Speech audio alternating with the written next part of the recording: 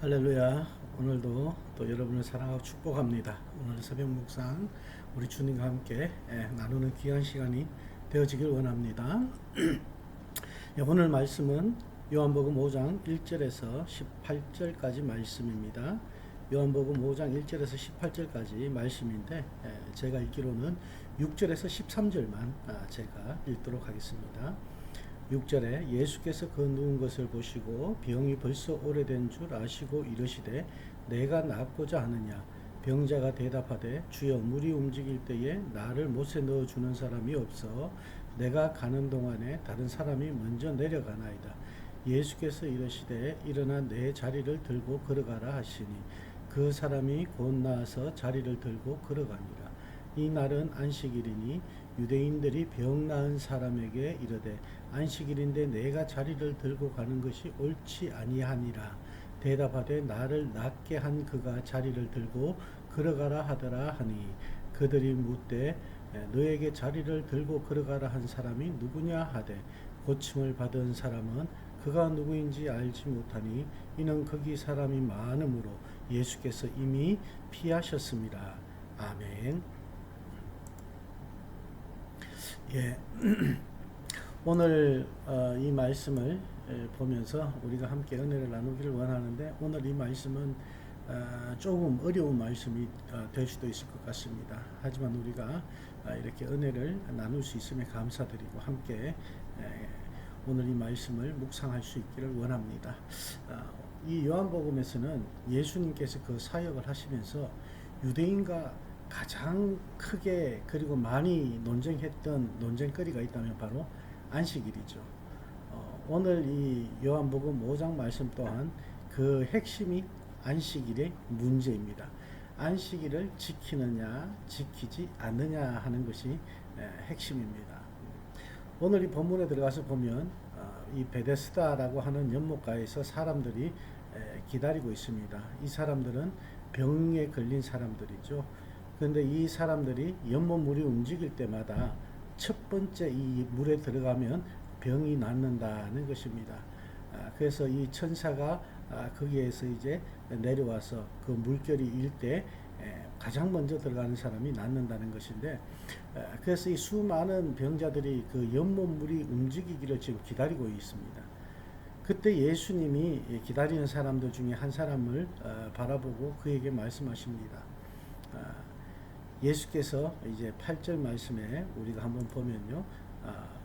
먼저 6절 말씀부터 볼까요? 예수께서 그 누운 것을 보시고 병이 벌써 오래된 줄 아시고 이르시되 내가 낫고자 하느냐라고 이렇게 묻습니다.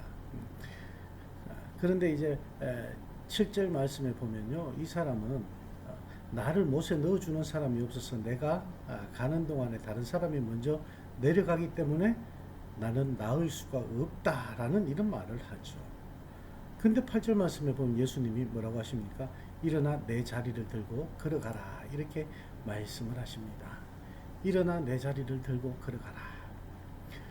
내 병이 나았다고 말씀하시는 것이 아니라 예수님은 일어나 내 자리를 들고 걸어가라 라고 이렇게 말씀을 하시는 것입니다. 지금 안식일에 자리를 들었다는 것이 문제가 되는 것이에요. 이 또한 예수님께서 일어나 내 자리를 들고 걸어가라 이 말씀은 뭡니까? 이 사람에게 안식일에 일을 시켰다라는 그런 말씀이에요. 여기서 알아야 할 것이 있는데 복음서의 핵심은 우리가 언약이라고 그렇게 생각하는데 언약이 아닙니다. 새 언약입니다. 새 언약. 그래서 예수님이 오신 목적은 하나님과 이 사람이 언약을 맺은 그 약속이 새로운 약속으로 이렇게 맺어졌다는 것을 말씀하시는 것이 바로 예수님의 핵심 메시지였습니다. 그런데 그 핵심의 메시지가 새 언약인데 지금 이 유대인들은 하나님과 맺었던 구약에서의 언약과 지금 예수님께서 새롭게 맺어주시는 새 언약의 이 부분에서 부딪히고 있는 거예요. 그런데 그 부딪히는 것에 있어서 가장 큰 부딪힘이 뭐냐 그러면 안식일이었습니다. 예를 들어서 우리가 율법의 정신을 이렇게 한번 본다 그러면요. 어, 만약 내가 누구한테 한 대를 맞았으면 똑같이 한 대를 때리라는 것이 율법입니다. 그런데 우리는 어떻습니까? 한 대 맞고 나면 속이 풀릴 때까지 가서 때려주고 와야지 그 속이 풀리는 거예요. 율법의 정신에서는 한 대만 때리라는 말은 그 사람에 대해서 절제하기를 말씀하고 있는 것입니다. 그러니까 내가 한 대를 맞았으면 한 대 돌려주는 건 죄가 아닌데 한 대 이상 때리게 되면 그것은 죄가 된다는 것이죠. 그러니까 그 죄를 확산시키지 말라는 것입니다. 기어이 정말 때려야 되겠거든. 딱 한 대만 맞은 만큼만 때리라는 것입니다. 굉장히 이 말씀을 보면 율법을 보면 뭡니까? 굉장히 인격적인 대우를 해주는 그런 모습입니다. 그런데 이 율법주의자들의 이 문제는 한 대를 맞으면 가서 반드시 한 대를 때려주라고 해석하는 것입니다. 근데 이 말씀의 실질적인 의미는 최대한 한 대를 때리라는 것입니다. 사실 때리지 않아도 된다는 것이에요.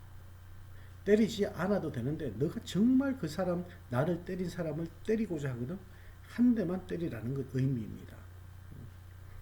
율법주의자들은 가서 한 대를 안 때리면은 오히려 율법을 어기는 사람이 된다는 것이죠. 이런 문제가 생기는 것입니다. 여러분, 근데 사실 하나님께서 우리에게 이런 언약을 주시고 그리고 또 율법의 이 정신은 사랑이라는 것입니다. 그러니까 모든 것은 사랑을 이루기 위한 율법이 되어야 되는 것입니다. 오늘 안식일에 대한 규례도 마찬가지입니다. 안식이라는 이 율법을 왜 주셨는지를 우린 다시 봐야 되는 것입니다. 하나님께서 우리에게 안식일을 주신 이유, 첫 번째는 말 그대로 안식, 쉬라는 말씀입니다. 그리고 두 번째는 하나님과 관계하는 데 집중하라는 것이에요.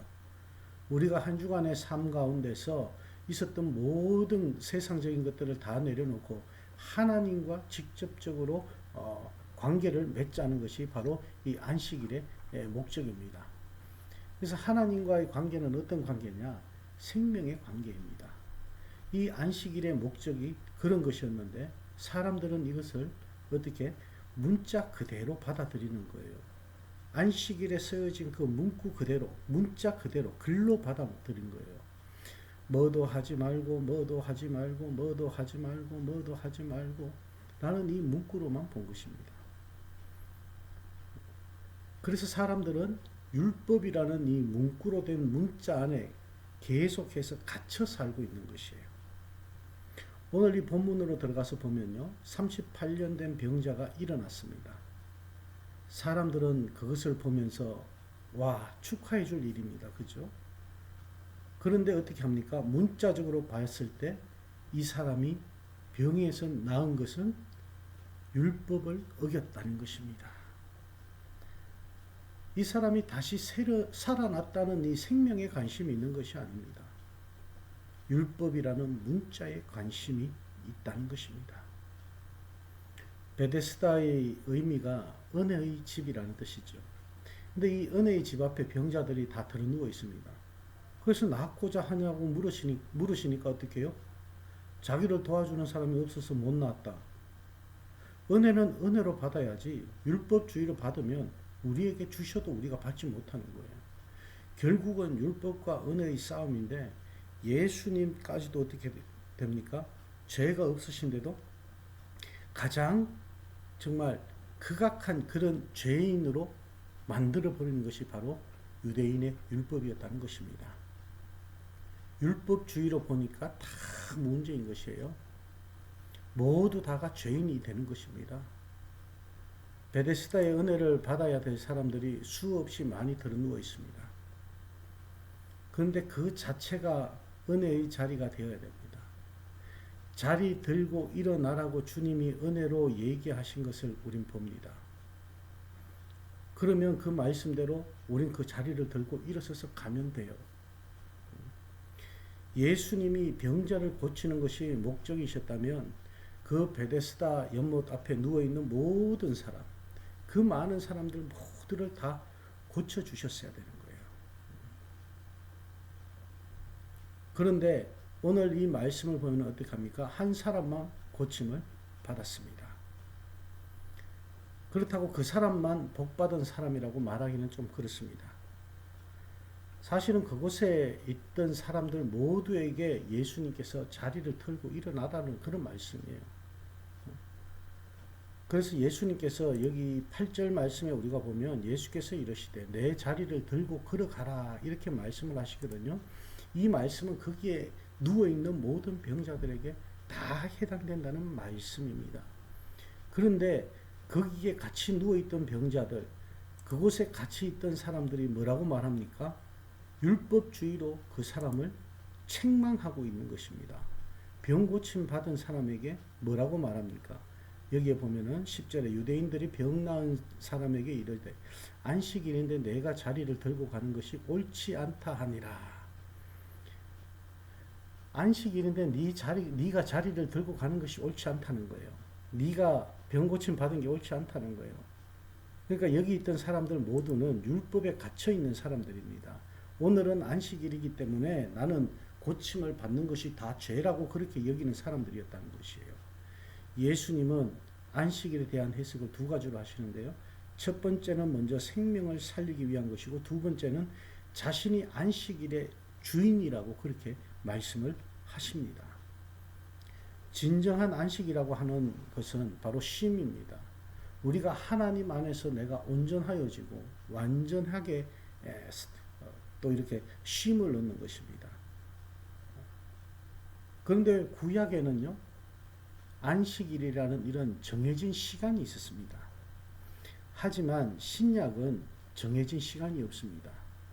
예수님께서 우리의 모든 죄를 사하시고 십자가에 못 박혀 돌아가시고 우리에게 새 계명을 주심으로 말미암아 시간을 뛰어넘어서 우리의 모든 시간이 주님과 함께하는 시간이라고 말씀하시는 것입니다.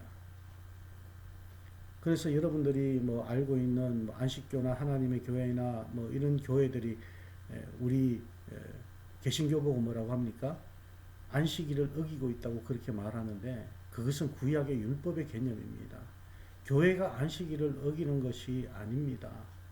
주일만 우리가 안식일로 생각하는 것이 아니라 예수 그리스도께서 이 땅에 오심으로 말미암아 우리의 모든 삶 자체가 예배의 삶이 된 거예요. 생활적 예배. 그래서 하나님은 우리를 향해서 생명의 관계를 하시기를 원하시고 그 생명의 관계는 영원히 함께 나누는 것이기 때문에 이런 시간과 공간으로 이렇게 제한받는 것이 아니라는 말씀입니다. 이제는 그것을 초월하고 뛰어넘어서 우리의 일상의 삶이 안식일이고 일상의 삶이 거룩한 공간이 되어야 되고 거룩한 시간이 되어졌다는 말씀입니다. 그런 의미에서 여전히 율법을 기억하고 사는 사람들은 누구든지 만날 때마다 이렇게 다 죄인으로 만드는 것입니다. 그런데 하나님은 우리를 은혜로 만드셨습니다. 베데스다에 누워서 율법에 꽉 잡혀 있는 사람을 베데스다라는 말 그대로 은혜답게 그렇게 만드신 것이죠. 여러분, 예수님께서 내 자리를 들고 걸어가라 하셨을 때 옆에 있던 사람이 자기 자리를 들고 걸어갈 수도 있었던 것이에요. 예수님께서는 오늘 이 고침을 받은 사람에게 누구야 걸어가라고 말씀하시지 않았습니다. 누가 이런 말씀을 하시더라고요. 주님이 나사로를 살리실 때 나사로야 나오너라 라고 이렇게 나사로의 이름을 정확하게 부르셨는데 그렇게 정확하게 부르신 것은 다른 시체들이 다 나올까봐 그랬다고 그렇게 이제 우스갯소리로 말씀하시는 걸 들었습니다. 그런데 여기서는 이름을 부르지 않으셨습니다. 그러니까 예수님은 누구든지 예수님의 말씀을 듣고 자리를 들고 걸어갔으면은 은혜를 경험하는 자가 되었다라는 것이죠. 이 베데스다가 은혜의 집인데 사람들은 은혜의 집에 있으면서 은혜를 누리지 못하고 살아가고 있다는 것입니다. 그리고 예수라고 하는 구원자가 우리 가운데 있어도 그 예수를 모르고 살아가는 자가 너무나 많다는 것입니다. 누군가가 우리 속에 그 예수를 모른다고 하는 그 사람 속에 넣어준다면 나는 나을 수 있을 텐데, 그렇게 생각하고 있는 사람들이 너무나도 많다는 것입니다. 주님은 은혜의 집에서는 그냥 일어나면 되는 것이라고 오늘 말씀하고 있습니다. 저와 여러분은 율법이 아닌 은혜로 살아가야 합니다. 오늘도 주님이 주시는 그 은혜의 바다에서 여러분들이 마음껏 누리시는 그런 삶이 되어지길 원합니다. 주님의 은혜는 한없이 넓으신 그 은혜라는 것을 여러분들이 항상 기억할 수 있길 원합니다. 오늘 이 말씀처럼 그 은혜가 우리 삶 가운데서 충만하여 정말 여러분들이 그 받은 은혜가 더 흘러 넘쳐서 또 많은 사람들에게 함께 그 은혜를 나눌 수 있는 그런 귀하고 복된 삶이 되시길 주님의 이름으로 축원합니다. 기도하시겠습니다. 하나님, 오늘 저희들이 예수님의 이 말씀을 보면서 저희가 다시 한번 생각해 봅니다. 하나님, 저희에게 주신 그 은혜의 자리에서 우리가 성경을 보면서 남을 정죄하고 남에게 아버지 하나님 우리가 판단하고 비판하지는 않았는지요. 우리가 주님의 은혜의 자리에 들어와 있으면서 아버지 우리를 잡고 있는 다른 어떠한 것들이 있는지는 저희가 또 다시 돌아볼 수 있기를 원합니다. 오늘 이 시간을 통해서 하나님의 은혜로 인하여 우리의 모든 것이 또 새롭게 또 아버지 하나님 변화되어 세워질 수 있는 귀하고 복된 하루가 될 수 있도록 주님 인도하여 주시옵소서. 우리의 연약하고 부족함을 주님의 은혜와 주님의 사랑으로 채우게 하시고 주님 앞에 서는 날까지 우리의 모든 삶, 매 순간순간이 하나님의 은혜와 하나님의 또 능력과 하나님의 긍휼로 살아갈 수 있는 저희들의 삶이 되게 하여 주시옵소서. 하나님 사랑합니다. 감사드리며 예수님 이름으로 축복하며 기도합니다. 아멘.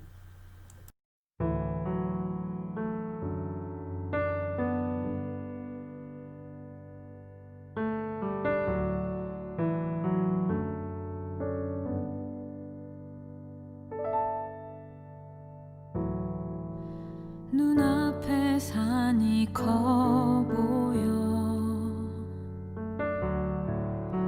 넘을 수 없는 벽 앞에 두려움 쌓일 때 내 마음 깊은 곳 보이지 않는 믿음의 눈을 뜬다. 보이지 않는 눈, 믿음의 눈은 보이지 않는 주님을 보게 하네. 보이지 않는 눈, 믿음의 눈 뜰 때 저 높은 산 위로 믿음의 세상이 펼쳐져 진정한 주권이 어디에 있는지 온전한 지혜가 어디로부터 오는지 지금 내 싸움은 무엇을 향한 것인지 믿음의 눈 뜰 때 더욱 선명해지는 주님의 임재.